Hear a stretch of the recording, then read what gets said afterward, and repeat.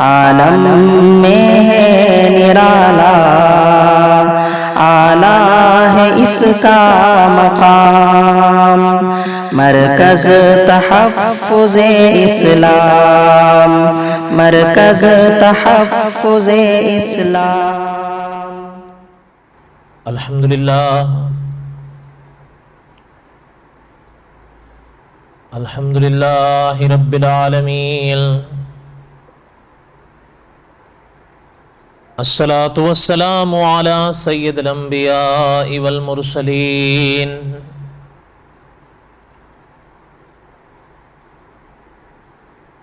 اما بعد، اعوذ باللہ من الشیطان الرجیم، بسم اللہ الرحمن الرحیم۔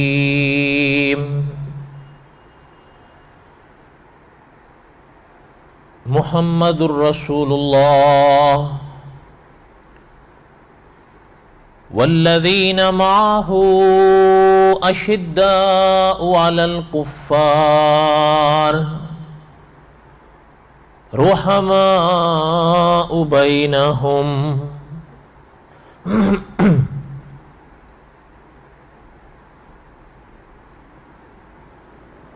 وقال النبی صلی اللہ علیہ وسلم، اصحابی کالنجوم بأیہم اقتدیتم اہتدیتم، او کما قال النبی صلی اللہ علیہ وسلم، صدق اللہ العظیم وصدق رسولہ النبی الکریم، ونحن علی ذلک لمن الشاہدین والشاکرین والحمد للہ رب العالمین۔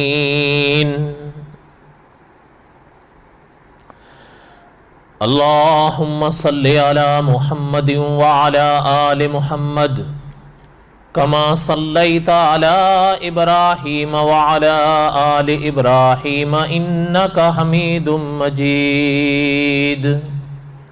اللہم بارک علی محمد وعلی آل محمد کما بارکت علی ابراہیم وعلی آل ابراہیم انک حمید مجید۔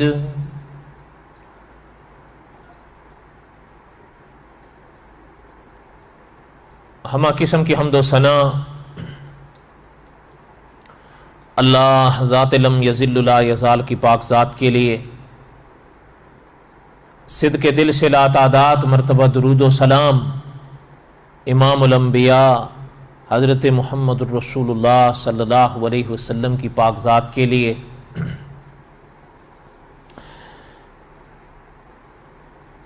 سامعین اور ناظرین محترم،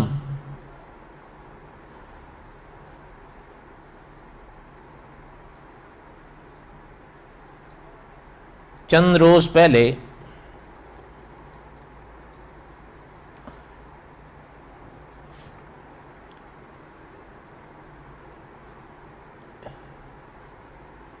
ہند میں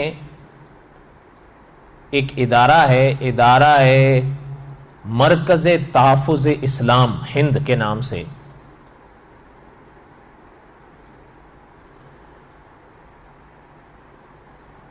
اس سلسلے سے وابستہ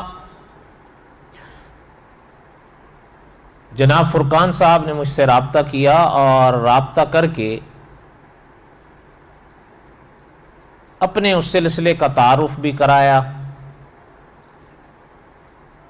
کئی طرح کی معلومات بھی دیں، اور ان باتوں کو مکمل کرنے کے بعد آخر میں حکمن فرمایا کہ عظمت صحابہ کانفرنس آن لائن کا سلسلہ چل رہا ہے ان کے ہاں،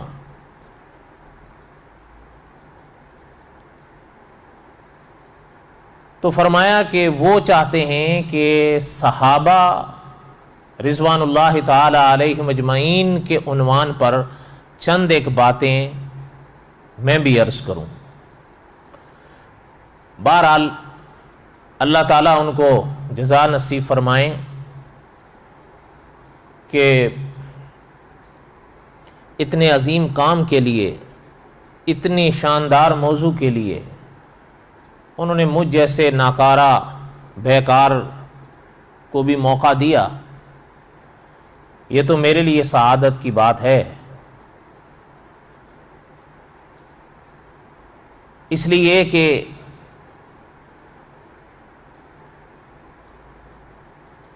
تفسیر مکی میں ایک جملہ چھپا ہے جو آب زر سے لکھنے کے قابل ہے۔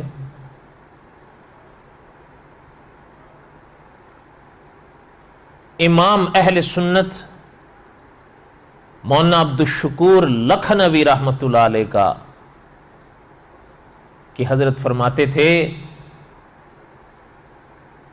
کہ میدان قیامت میں میزان پر دنیا کے اعمال تلیں گے لیکن صحابہ کی نسبت تلے گی،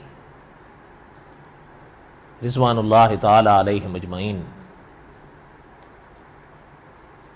بڑی بات ہے، بڑے لوگوں کی بڑی باتیں ہوتی ہیں، ہم تو ان باتوں کو سمجھ بھی نہیں پاتے۔ اس لیے بہرحال جو بات عرض کر رہا تھا کہ یہ تو میرے لیے سعادت کی بات تھی کہ صحابہ کا عنوان ہو اور مجھے حکماً فرمایا جائے کہ بھئی کچھ عرض کرو۔ اس لیے میں نے اس موقع کو اپنے لیے سعادت سمجھا، اس لیے کہ یہ میرے لیے سعادت ہے۔ اس لیے میں چند ایک باتیں مختصر سے وقت میں عرض کروں گا، جہاں بھی میری یہ آواز پہنچے میری ان سے گزارش ہوگی کہ دھیان سے غور سے میری باتوں کو سنو،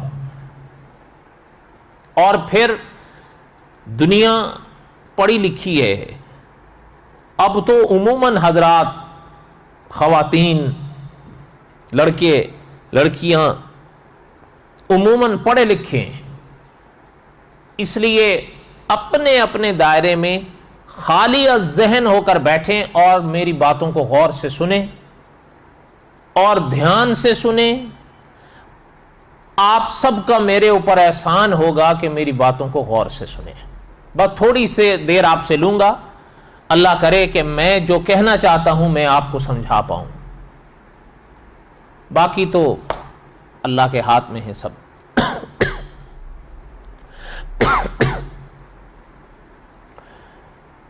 عرض یہ کرنا ہے، تھوڑی سی دیر میں میں درسن سبقن چند ایک باتیں دہراؤں گا۔ یہ کوئی تقریر نہیں، تقریر کے مواقع اپنے ہوتے ہیں، اس کے تقاضے بھی اپنے ہوتے ہیں، لیکن یہ میرے خیال کے مطابق ایک درس ہے، اور درس ہی کی یہ محفل ہے، اور درس میں انداز بھی درس کا ہونا چاہیے۔ اس لیے میں کوشش یہ کروں گا کہ درس ہے ہی کے رنگ میں چند ایک باتیں سبقن عرض کروں، اور میں سب سے گزارش کروں گا کہ بس مہربانی کر کر تھوڑا سا غور فرمائیں، توجہ فرمائیں، اکتا نہ جائیں فوراً۔ انشاءاللہ اگر میری تھوڑی سی باتیں غور سے سنیں گے تو مجھے امید ہے اللہ سے ذوالجلال والاکرام کہ میری باتیں آپ حضرات کے دل تک پہنچیں گی، اس لیے کہ میری باتیں دراصل وہ میری نہیں ہوں گی، میں تو کہہ رہا ہوں، بول رہا ہوں، وہ وہی باتیں ہوں گی جو علماء اہل سنت و جماعت نے لکھی ہیں انشاءاللہ۔ اس لیے میں گزارش کروں گا صرف دھیان دینے کی۔ بسم اللہ الرحمن الرحیم۔ اب دھیان دیجئے، اس مختصر سی تمہید کے بعد اب دھیان دیجئے۔ یہ میرے ہاتھ میں کتاب ہے عقائد الاسلام۔ عقائد جمع ہے عقیدے کی، عقائد الاسلام یعنی اسلامی عقیدے۔ یہ استاذ العلماء شیخ الحدیث و تفسیر مولانا محمد ادریس کاندلوی رحمۃ اللہ علیہ کی کتاب ہے، جو کم و بیش 350 صفحات کی کتاب ہے، اور اس میں حضرت نے وہ عقیدے لکھے ہیں جو اہل سنت و جماعت کے عقیدے ہیں۔ دھیان رہے میری طرف، اس کتاب میں حضرت نے وہ عقیدے لکھے ہیں جو اہل سنت و جماعت کے عقیدے ہیں، اور اہل سنت و جماعت کے یہ عقیدے ہونے چاہیے۔ یاد رکھیے گا، مناظر اسلام مولانا محمد امین اکاڑوی رحمۃ اللہ علیہ فرمایا کرتے تھے، حضرت کی کتاب میں بھی یہ بات آئی، حضرت فرماتے تھے کہ جس عقیدے کا تعلق ضروریات دین سے ہو، اور اللہ نہ کرے کوئی شخص اس ضروری عقیدے کا منکر ہو جائے، انکار کر دے، حضرت فرماتے تھے جب وہ عقیدہ ضروریات دین میں سے ہے اور کوئی اس عقیدے کا انکار کرتا ہے، اگر وہ دائرہ اسلام سے خارج ہوگا،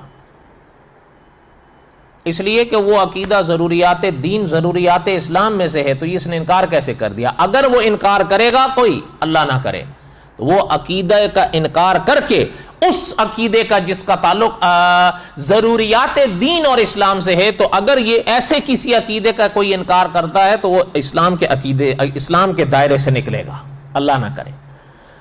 اور اگر کوئی ضروریات اہل سنت و جماعت والے عقیدے میں سے کسی ایک عقیدے کا انکار کرتا ہے تو وہ دائرہ اہل سنت سے نکل جائے گا۔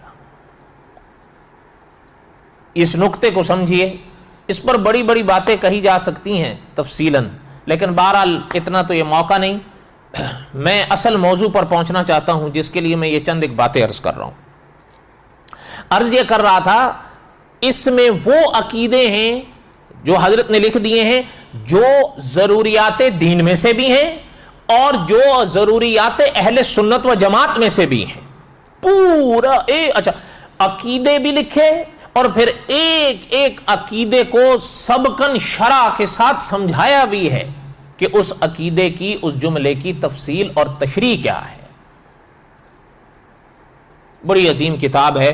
میں جو میرے دوست ہیں مثلا ہم عمر، ان کو مشورہ دوں گا کہ اس کتاب کو خریدیں، اردو میں ہے، جو اردو عموماً حضرات ہندوستان، پاکستان، بنگلہ دیش اور بھی دنیا کے شہروں میں دنیا اردو جانتی ہے، اس لیے اس کتاب کو خریدیں، منگوائیں، اپنے پاس رکھیں، ہر گھر میں یہ کتاب ہونی چاہیے، اور اس کو پڑھیں، سبقاً پڑھیں، اور اللہ نہ کریں اگر کوئی عبارت مشکل لگے، سمجھ میں نہ آئے، اپنے شہر کے، اپنے محلے کے کسی معتبر عالم سے اس کا معنی، اس کی تفصیل پوچھ لیں کہ ذرا سمجھا دیں۔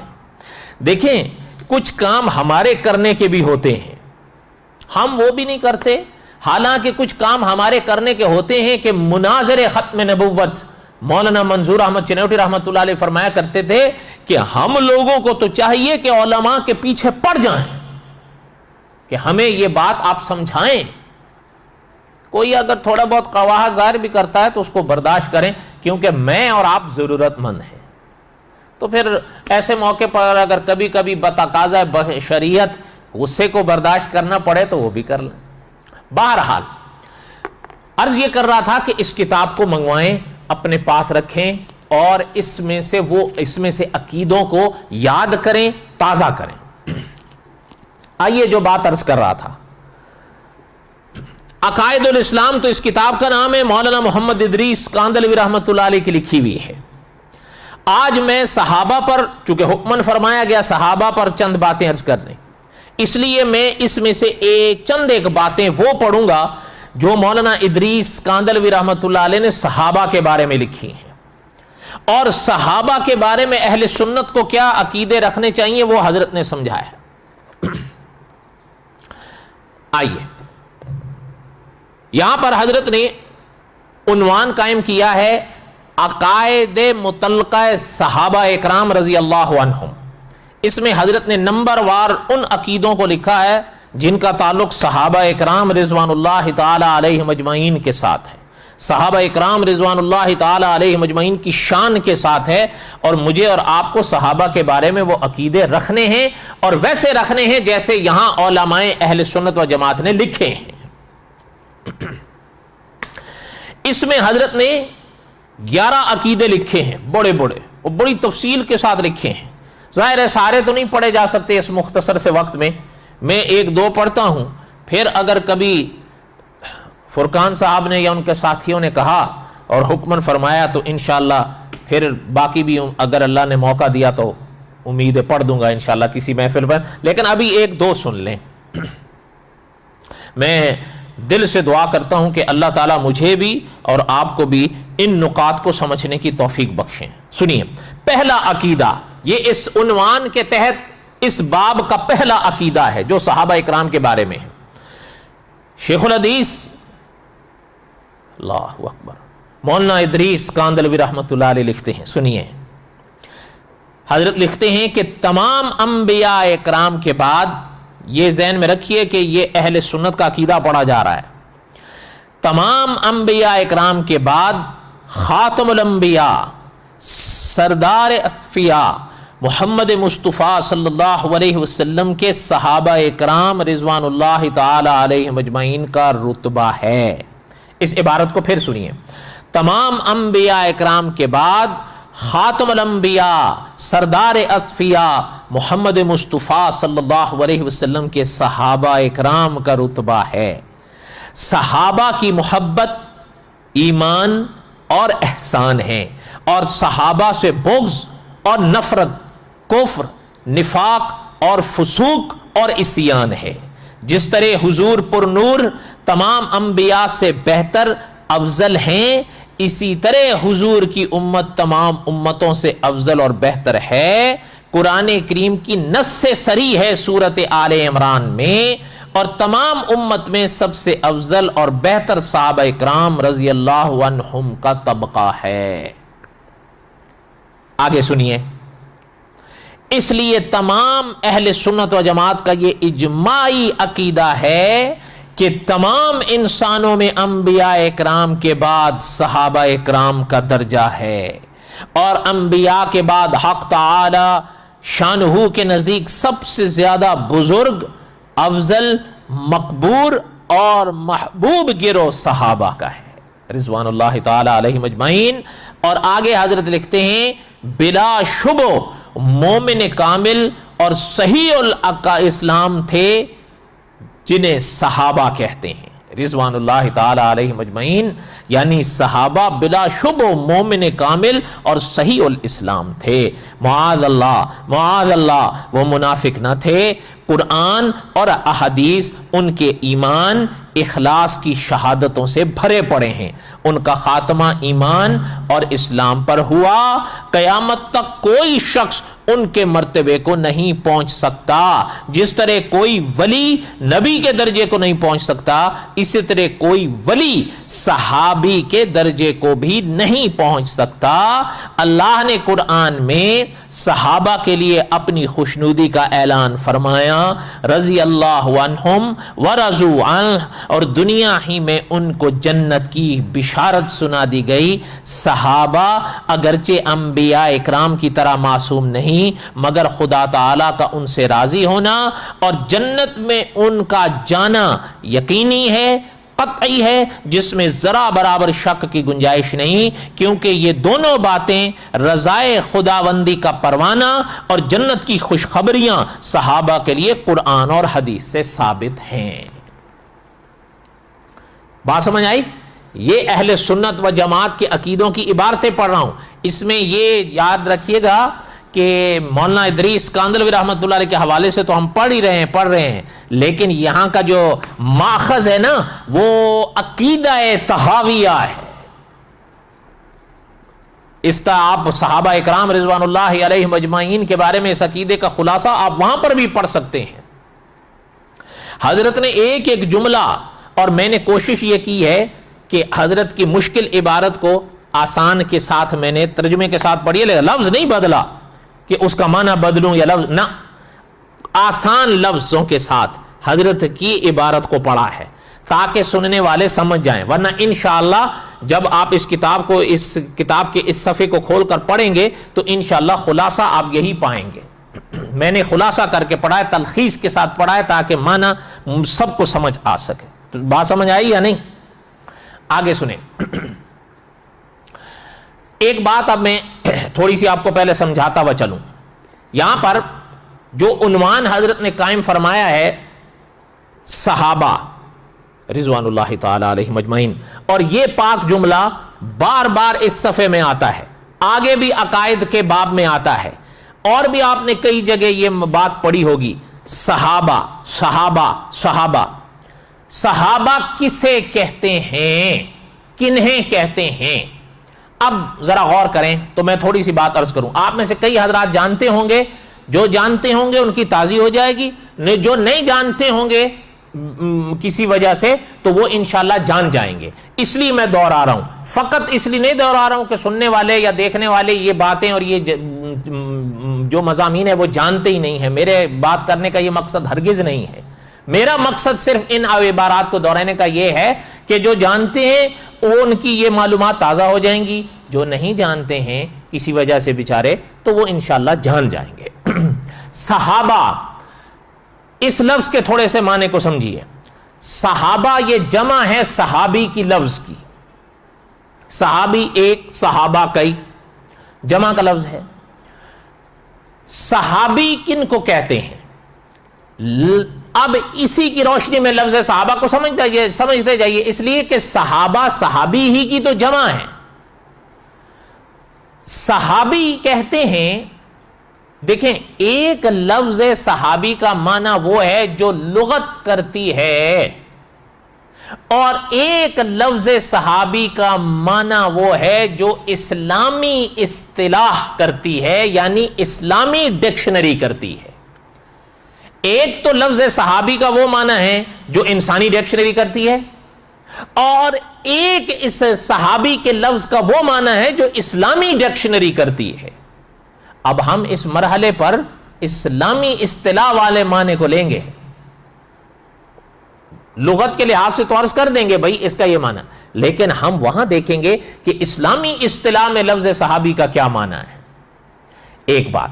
دوسری بات یہ بھی ذہن میں رکھیں, حکیم الاسلام قاری محمد طیب صاحب رحمۃ اللہ علیہ, وہ محتمم دارالعلوم دیوبند, یہ وہ ہمارے اکابر تھے کہ ہم نے اپنے بڑوں سے سنا کہ فرشتہ صورت فرشتہ سیرت ہے. قاری طیب صاحب رحمۃ اللہ علیہ فرماتے تھے, حضرت کا ایک جملہ خطبات حکیم الاسلام میں چھپا ہے, آب زر سے لکھنے کے قابل ہے. حضرت نے فرمایا یاد رکھیں کہ دین اسلام نے الفاظ لغت انسانی سے لیے ہیں, لیکن ان الفاظ میں معنی اپنے رکھے ہیں. ہم وہ دیکھیں گے کہ اسلامی اصطلاح میں ان الفاظ کے معنی کیا ہیں. میں نے پہلے عرض کیا بڑوں کی باتیں بڑی ہوتی ہیں. جو حضرات پڑھے لکھے ہیں وہ اس جملے کی گہرائی کو ماپ سکتے ہیں کہ کتنا گہرا, کتنا قیمتی یہ لفظ ہے. حضرت نے فرمایا کہ اسلام نے لغت سے الفاظ ضرور لیے ہیں, لیکن ان الفاظ میں اسلام نے اپنے معنی رکھے ہیں جن کو اصطلاح کہتے ہیں. اصطلاح کیا ہے؟ وہ اسلامی ڈکشنری کا دوسرا نام ہے. اور اس کے اور بہرحال میرے خیال میں اتنا سا کافی, اگر اور اس کی شرح کروں گا تو وقت تو یہیں ختم ہو جائے گا. تھوڑا سا اور سن لیں جو بات میں عرض کر رہا تھا, ورنہ وہ رہ جائے گی. اب اس بات پر غور کیجئے کہ لغت میں آپ اور ہم دیکھیں گے تو صحابی کا معنی ہمیں ملے گا ساتھی, دوست. لیکن اسلامی اصطلاح کی لغت یعنی اسلامی اصطلاح جب کھولیں گے, اسلامی ڈکشنری جب کھولیں گے تو اسلامی اصطلاحات میں ہمیں صحابی کا معنی کیا ملے گا کہ وہ شخصیت کہ جن کو ایمان کے ساتھ حضرت محمد الرسول اللہ صلی اللہ علیہ وسلم کی صحبت ملی ہے. یہ میں اہل سنت و جماعت کے یعنی لمبے چوڑے ابحاث کا ایک خلاصہ آپ کے آگے بالکل جامع قول کی صورت میں پیش کر رہا ہوں. جو خلفائے راشدین البم میں چھپا، ورنہ اس پر بڑی طرح کی ابحاث چھڑ پڑتی ہیں نا، کہ جیسے مثال کے طور پر اگر صحابی کا معنی میں یہ کروں کہ جنہوں نے حضور کو دیکھا، جن کو حضور کی رؤیت نصیب ہوئی، جنہوں نے حضور کا دیدار کیا صلی اللہ علیہ وسلم، تو پھر ایک سوال اٹھ کھڑا ہوتا ہے کہ صحابہ اکرام رضوان اللہ تعالی علیہم اجمعین میں جو حضرات آنکھوں کے نور سے معذور تھے، بیچارے مجبور تھے، تو انہوں نے تو حضور کی پھر زیارت اور رؤیت نہیں کی، تو پھر تو اس لیے اب ہم ان ابحاث میں نہیں پڑھیں گے، بلکہ ایک ایسا جامع قول لے لیں گے کہ ساری ابحاث خود بخود ختم ہو جائیں گی کہ بھائی صحابی کن کو کہتے ہیں؟ تو جواب یہ دیا جائے گا کہ بھائی صحابی ان شخصیت کو کہا جاتا ہے کہ اسلامی اصطلاح میں، اسلامی ڈکشنری میں، کہ جن کو ایمان کے ساتھ صحبت محمد الرسول اللہ حاصل ہوئی ہے صلی اللہ علیہ وسلم الف الف مرتن بعدد کل ذرتن۔ یہ اب موٹی سی بات ذہن میں رکھ لیں کہ صحابی کن کو کہتے ہیں۔ اب صحابی کی یہ تعریف سمجھتے ہوئے صحابہ کو اس جملے کے قیاس کرتے چلے جائیں کہ بھائی صحابی کن کو کہتے ہیں، صحابہ کن کو کہتے ہیں، ایک کی بات ہوگی یہ تعریف کریں گے، ہزاروں کی یہ بات ہوگی یہی تعریف کریں گے۔ امید ہے بات سمجھ آئی؟ اللہ کرے، یہ تو ایک لمبی چوڑی ابحاث ہیں جن کا میں نے خلاصہ عرض کرنے کی کوشش کی ہے۔ اللہ کریں اللہ تعالیٰ کی پاک بارگاہ میں یہ جملے قبول ہو جائیں اور آپ حضرات بھی یہ بات سمجھ جائیں۔ اگلی بات سنیں، اسی میں جو حضرت نے یہ بات لکھی ہے اس کو بھی ذرا پھر سے سن لیں کہ لا الہ الا اللہ، مولانا ادریس کاندھلوی رحمۃ اللہ علیہ نے جو یہ جملہ لکھا ہے کہ کوئی شخص صحابہ کے رتبے کو نہیں پہنچ سکتا، اس کے بھی تھوڑی سی وضاحت سن لیں۔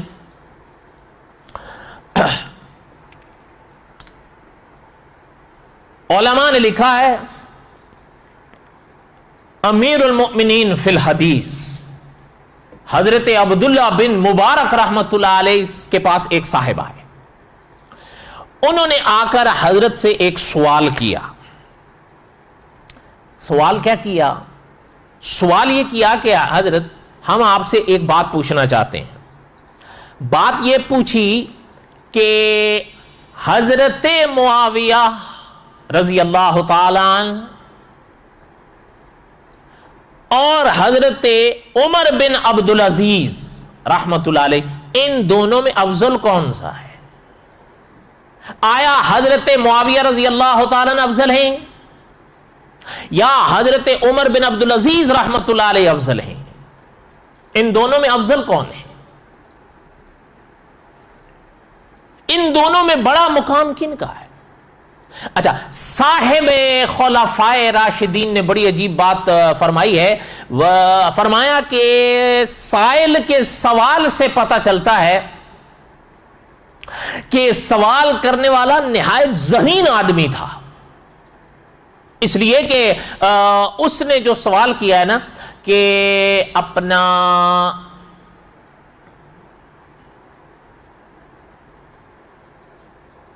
حضرت معاویہ رضی اللہ تعالی عنہ کو لیا اور حضرت کے سامنے حضرت عمر بن عبدالعزیز رحمت اللہ علیہ کو رکھا۔ انہوں نے فرمایا کہ یہ تو بڑا ذہین آدمی تھا، اس کی وجہ یہ ہے کہ اس نے صحابہ میں حضرت معاویہ کو مثال میں پیش کیا ہے رضی اللہ تعالی عنہ کہ جو سابقون الاولون میں سے بھی نہیں ہیں، جو بعد میں ایمان لائے،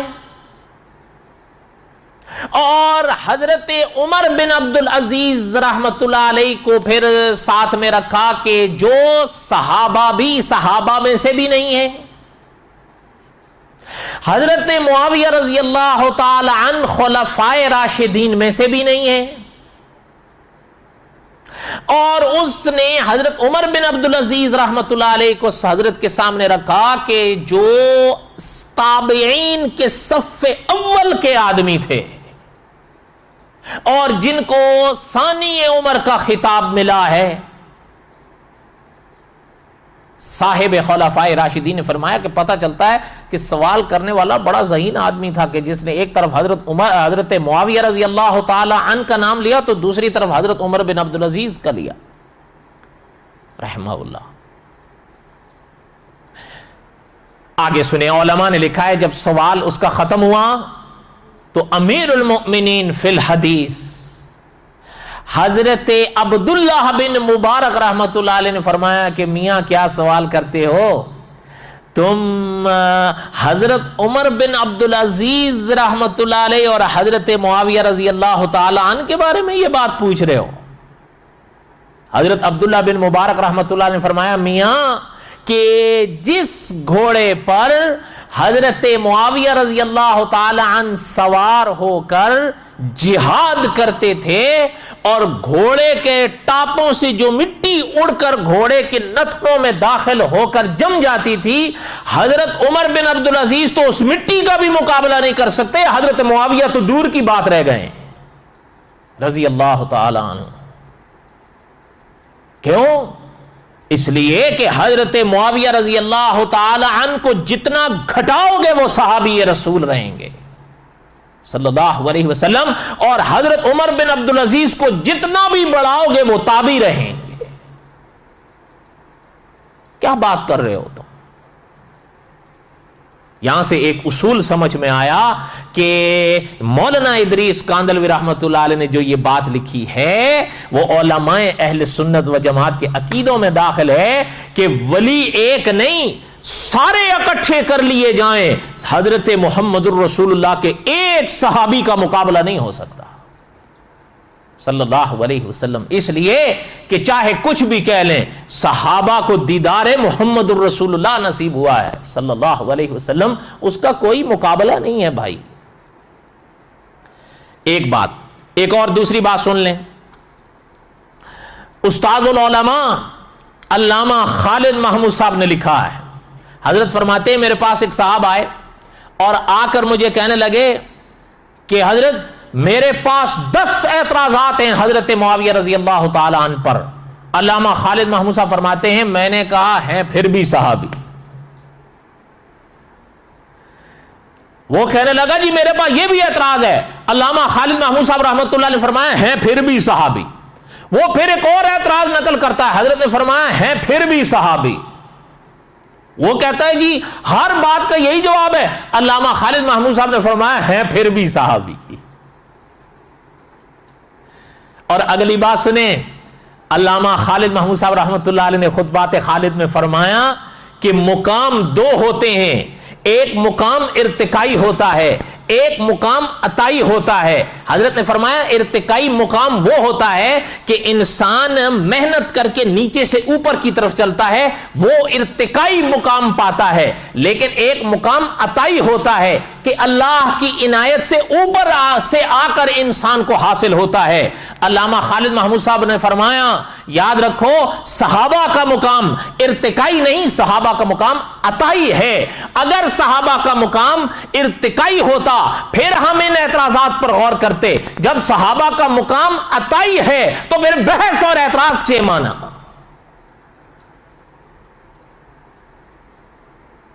بات سمجھ آئی؟ یہ ہیں صحابہ، اور اپنا عظمت صحابہ کے مقام کو سمجھیے. انہی نکات میں عظمت صحابہ کو سمجھیے کہ صحابہ کن کو کہتے ہیں. بہرحال میری باتیں تو ختم ہوتی نہیں، میرا وقت ختم ہو گیا. جو ہمیں فرقان صاحب نے پابند کیا تھا تو بہرحال میں چند ایک باتیں عرض کر سکا ہوں ٹوٹی پھوٹی سی. اللہ تعالیٰ اگر قبول فرما لیں تو میری نجات کا ذریعہ ہوگا انشاءاللہ. اور آپ سب سے بھی گزارش کروں گا کہ دھیان سے غور سے سنیں. میں باتیں پوری عرض کر نہیں سکا ورنہ میں نے کئی ایک باتیں عرض کرنی تھی. ابھی تو میں نے 2-4 جملے ہی یہاں پر پڑھے پہلے سطر 2 سطروں میں ہی. تو بہرحال وقت تو اسی میں ہی ختم ہو گیا. اللہ تعالیٰ نے اگر موقع دیا اور ان حضرات نے اگر چاہا تو پھر کبھی اللہ نے زندگی دی اور توفیق دی تو پھر عرض کریں گے.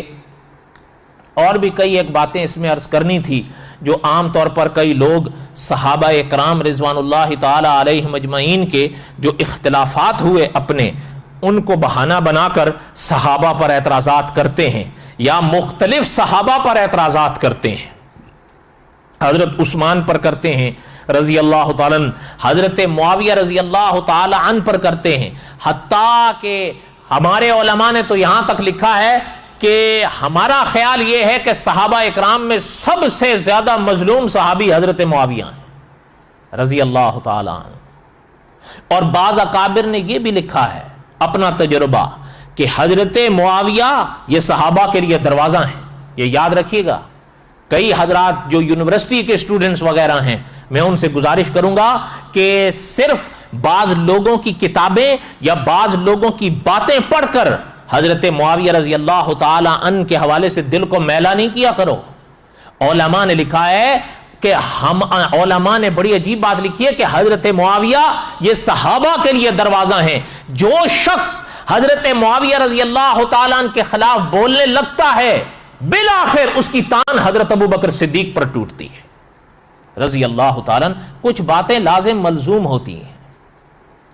اب بہرحال وقت نہیں میں اس کی وضاحت کر سکتا، کبھی اللہ نے موقع دیا میری باتیں تو ختم ہوتی نہیں.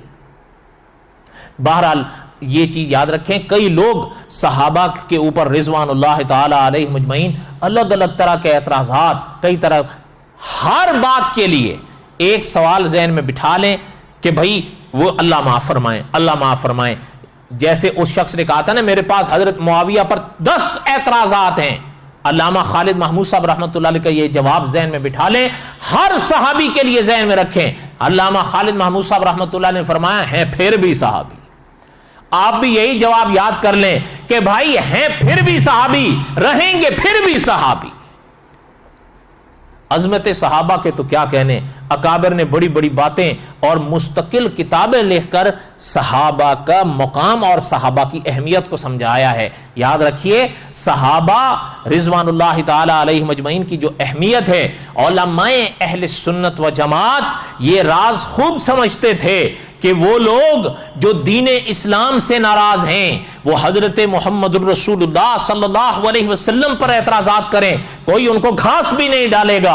اس لیے انہوں نے رخ بدل کے حضرت محمد الرسول اللہ صلی اللہ علیہ وسلم پر براہ راست نہیں صحابہ کو نشانہ بنایا ہے. اور ان کا مقصد یہ ہے کہ اگر صحابہ پہ اعتراض قائم ہو جائیں گے تو پھر آگے بات خود پہنچ جائے گی. نعوذ باللہ، نعوذ باللہ. اس کی وجہ یہ ہے کہ علماء نے لکھا ہے کہ محمد الرسول اللہ یہ خدا کا دعویٰ ہے. والذین معہ اشداء علی الکفار رحماء بینہم، یہ ان کے گواہ ہیں.